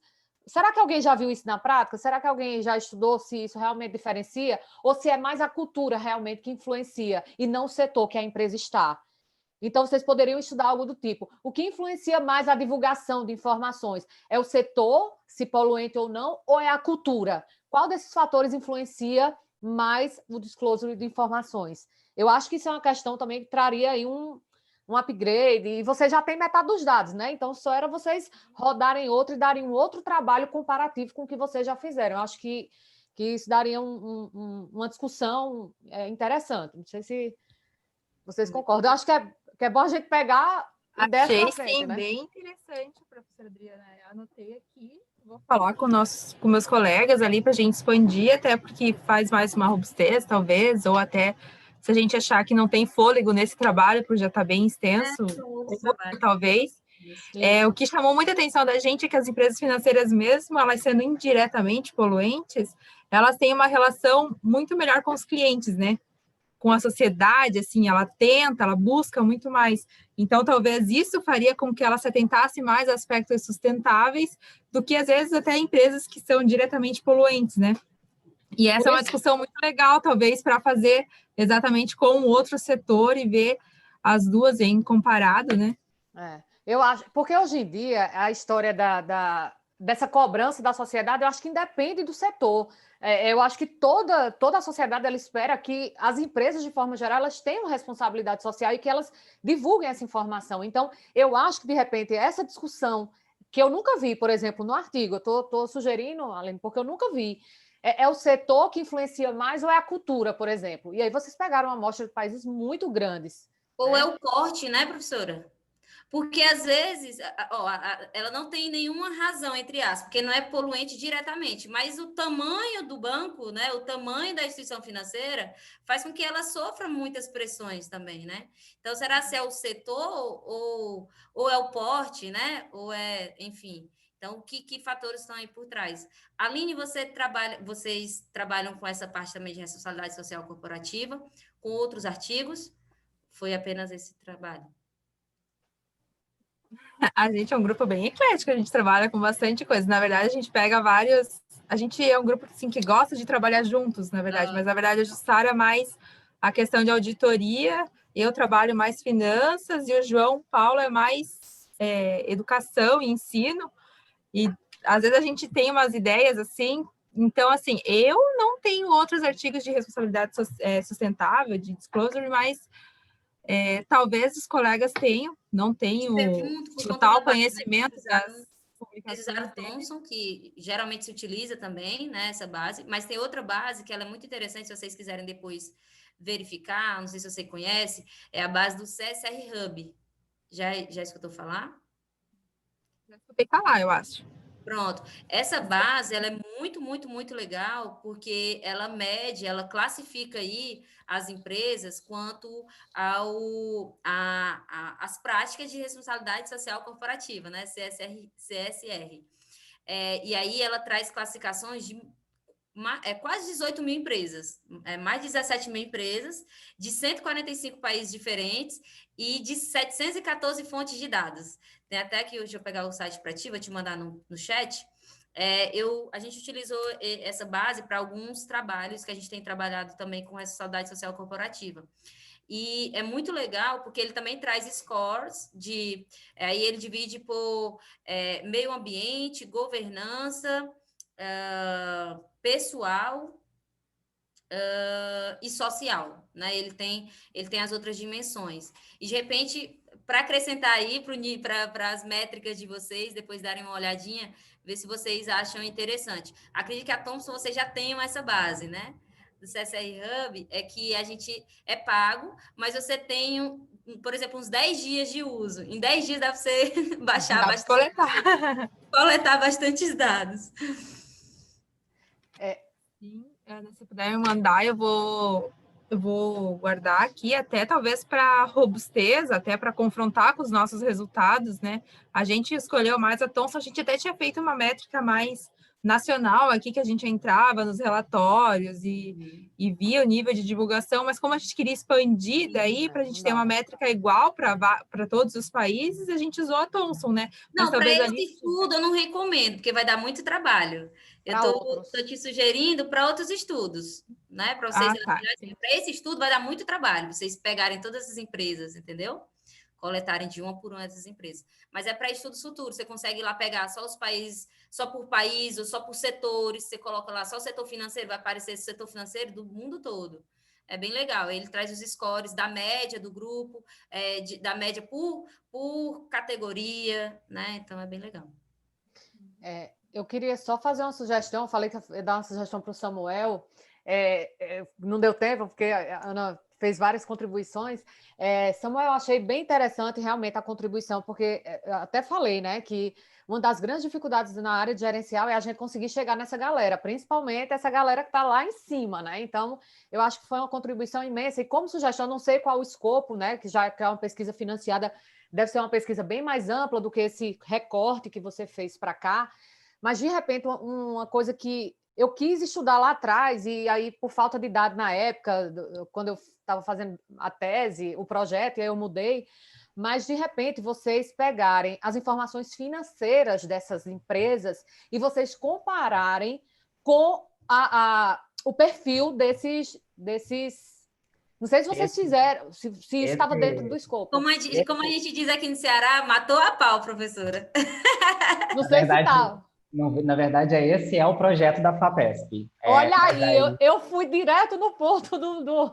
Porque, assim, lógico que eu vi assim, tá, ele identificou, mas eu acho que não era isso só que ele queria. Eu acho que tem algo a mais aí, né? Isso é um recorte mesmo, assim, do que seria a pesquisa toda, né? Até porque, quando é financiado, os órgãos costumam cobrar algumas publicações, enfim. Então, a gente foi... também já ia apresentando para ter esses feedbacks, né? Obviamente, contribuindo para a pesquisa.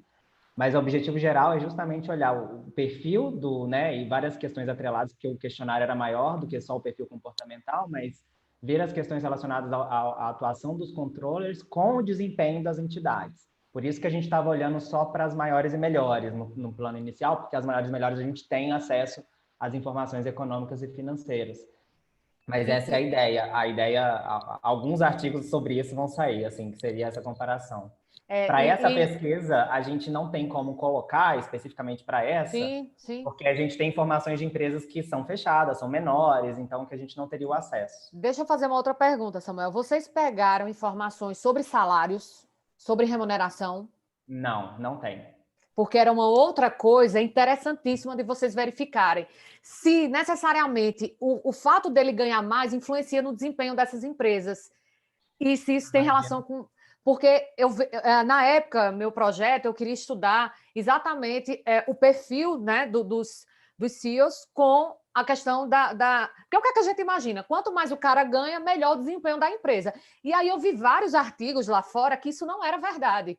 O cara ganhava mais, mas o desempenho da empresa não melhorava. Então, o cara que investe na empresa está lá, porque eu estou pagando tanto dinheiro para esse cara e ele não está melhorando o desempenho da empresa, né?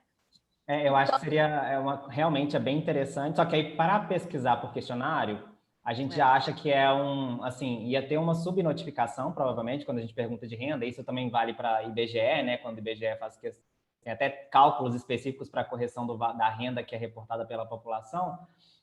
Mas a gente achava isso. E uma coisa que a gente, assim, foi até bom não ter colocado sobre salário, é que geralmente, como o nosso contato é com quem, geralmente até o relacionamento com investidores, que é a pessoa, por exemplo, ou o pessoal de RH, a gente manda, eles olham, antes deles mandarem para o controle, eles olham o questionário, né? Olham o questionário, vê se tem algum risco de responder aquele questionário, né, para a empresa, que, como é falado, que vai ter o nome da empresa na coleta, né? Não na divulgação, mas na coleta, ele sempre passa para esse jurídico, alguém responsável.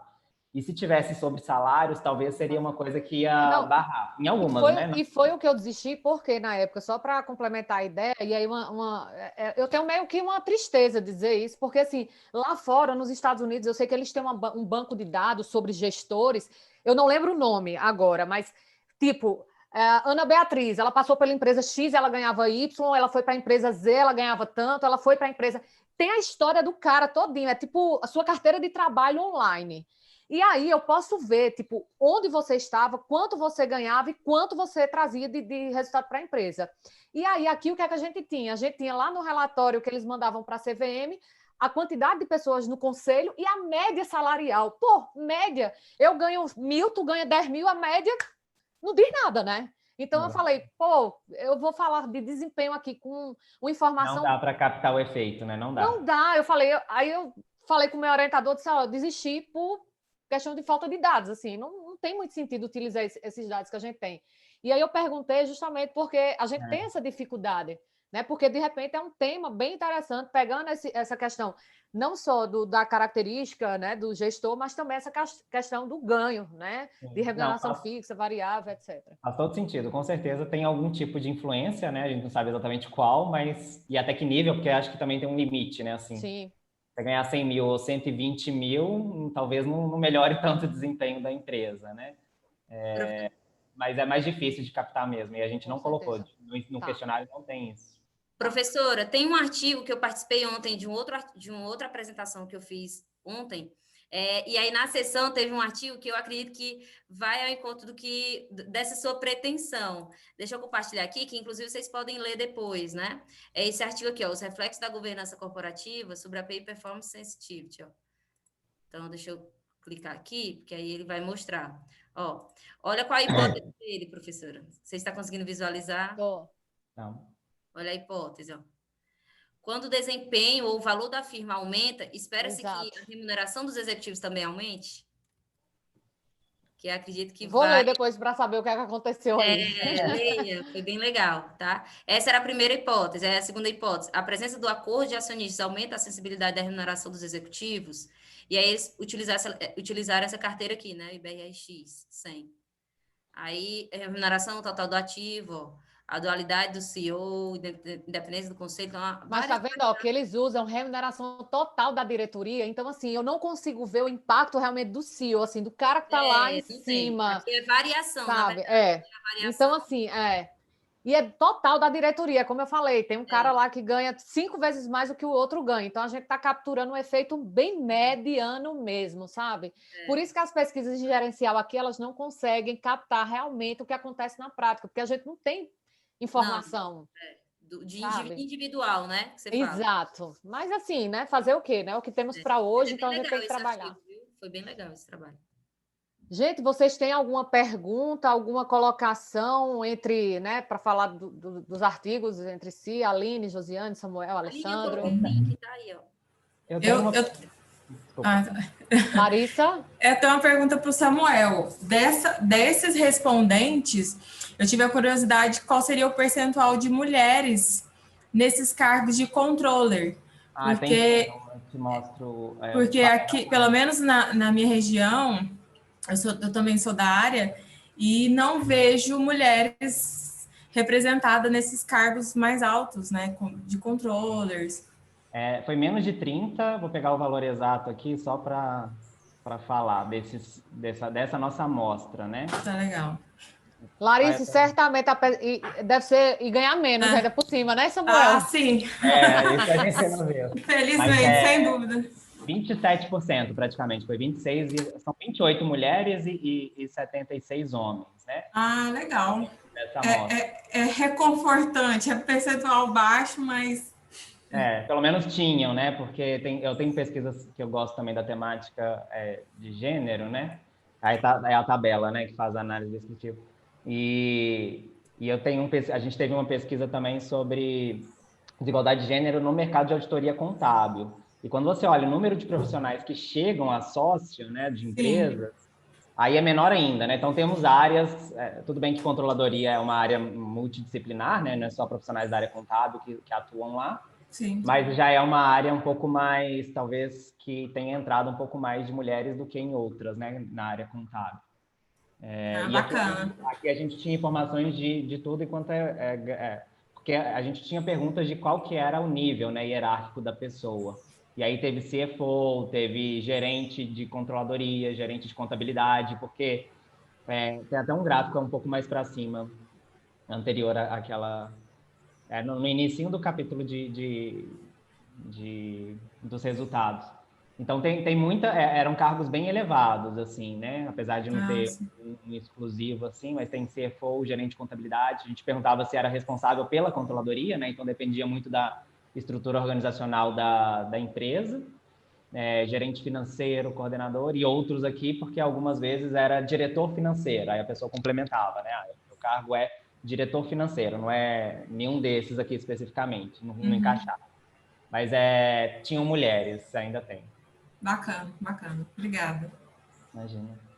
Eu acho até que é um diferencial que você pode até destacar, sabe, Samuel? Porque eu também comecei a fazer um artigo e, assim, nos cargos de gerência não tinham mulheres. A gente até repensou, até o artigo está em stand-by, porque a gente queria fazer uma comparação ali de gênero e não tinha mulheres em cargos de gerência. Estavam bem complicados, assim, nas grandes empresas mesmo, assim, bem complicado. E uma coisa interessante que a gente acha que não tem diferença entre a atuação de homens e mulheres no perfil comportamental. Tudo bem que ainda é uma amostra pequena, né? Mas dessa amostra não teve diferenças, assim, é como se na média eles estivessem atuando de uma mesma forma, né? Não tem... Há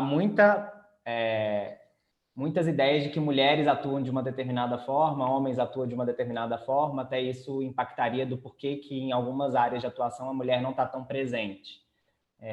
E para a amostra, especificamente, a atuação está bem próxima, né? Níveis de motivação, de trabalho em equipe, não teve diferença estatística para essas. Mais alguma colocação, alguma pergunta, gente?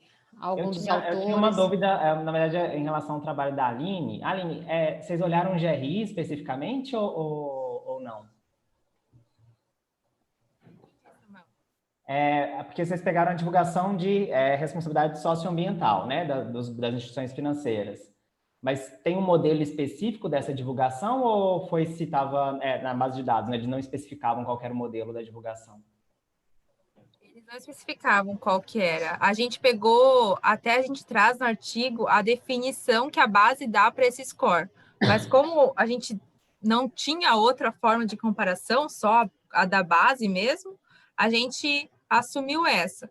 Então, ele tinha tanto o score de sustentabilidade social e governança, e tinha também o score que juntava todas elas. E daí era uma escala numérica, né? ali até 100%, mais ou menos, assim, só que em valores numéricos, e ela já vinha pronta, a gente coletou isso como uma variável para as empresas mesmo. Entendi. É porque eu tenho interessado bastante em termos de divulgação socioambiental. Já participei de um treinamento do GRI, que é um dos modelos, né, existentes atualmente, mas tem vários. E lá, assim, o peso que é dado para questões ambientais nesse tipo de relatório é o mesmo das informações, por exemplo, sociais. Então, quando se fala de responsabilidade socioambiental, porque eu vi que vocês justificaram bem, assim, né, pautaram bem no fato de olhar bancos, porque banco não é poluente. Mas, assim, do meu ponto de vista, banco é uma das empresas mais importantes para a divulgação de informações socioambientais. Assim, o que eu esperaria?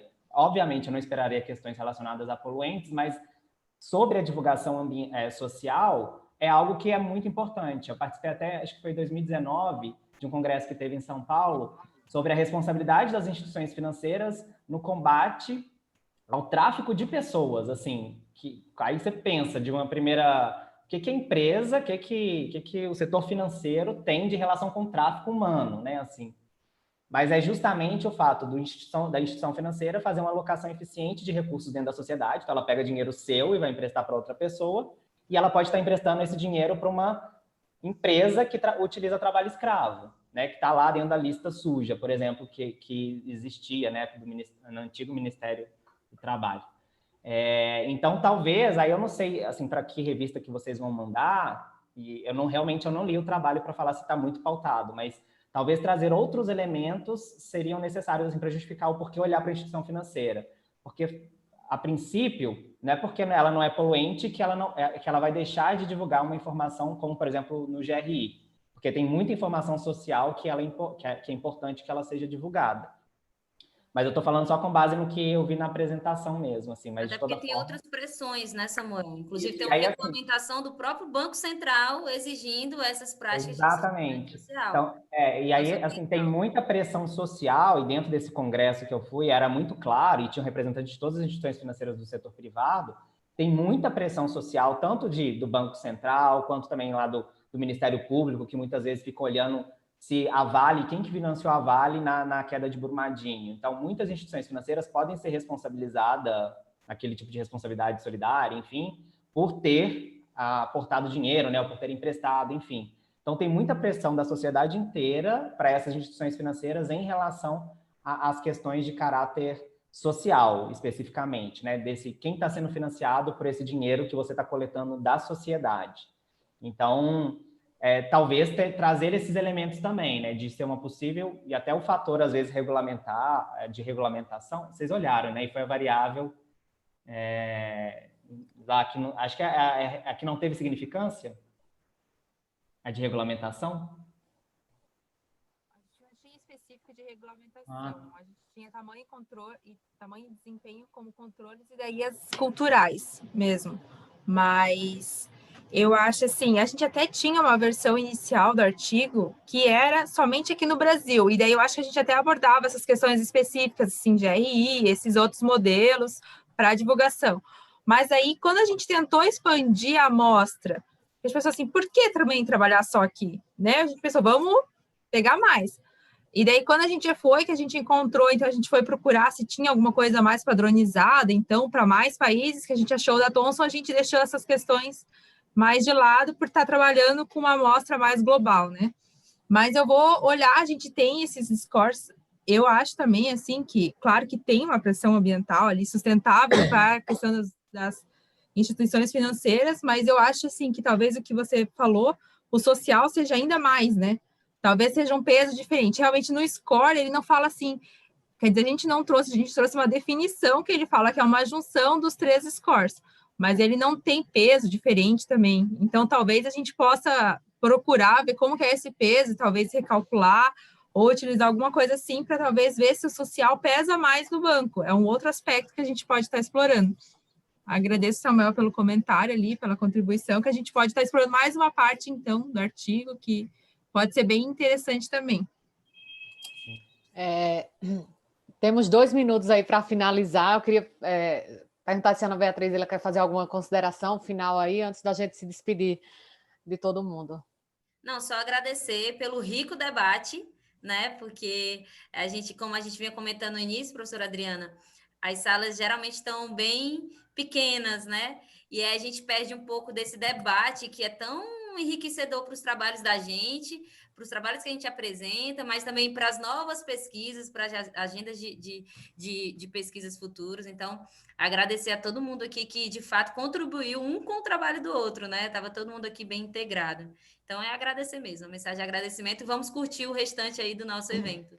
Eu achei que foi assim, fomos poucos, mas fomos o bastante, né? Assim, eu acho que foi um debate que, assim, os artigos todo mundo gostou, foram temas bem diferentes, mas ao mesmo tempo que se integraram, e aí todo mundo sugeriu alguma coisa ou fez alguma colocação, então eu acho que todo mundo saiu pelo menos com alguma contribuição, porque às vezes eu ia para congresso e aí às vezes, sabe, eu saí com a sensação assim, nossa, não fiz nada, então eu acho que todo mundo aqui saiu com alguma coisa a mais, então eu acho que foi extremamente produtivo, prazer conhecer todos vocês, nessa sessão, e eu agradeço pela participação de todos e vamos aí assistir outras coisas aí que o Congresso ainda nos proporciona. Estamos abertos para o network, né, professora? Tem lá o grupo, quem quiser entrar. Com certeza.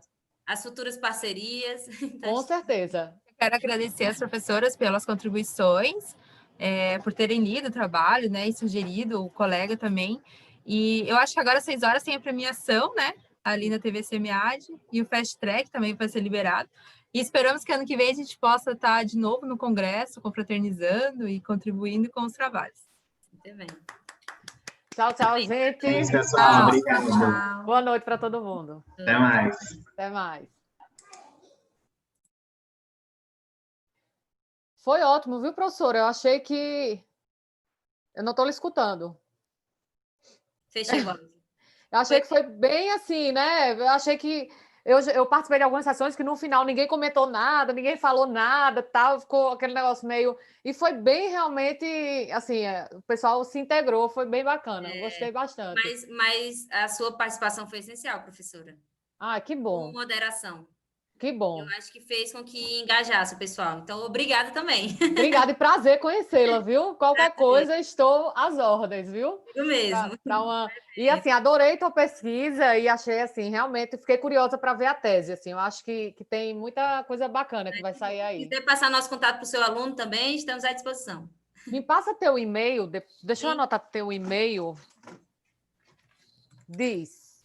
abgrmaia@unifor.br. Coloquei no chat. abgrmaia. Isso, @unifor.br. Meu orientador de doutorado é louco por pesquisa em futebol, minha filha, louco.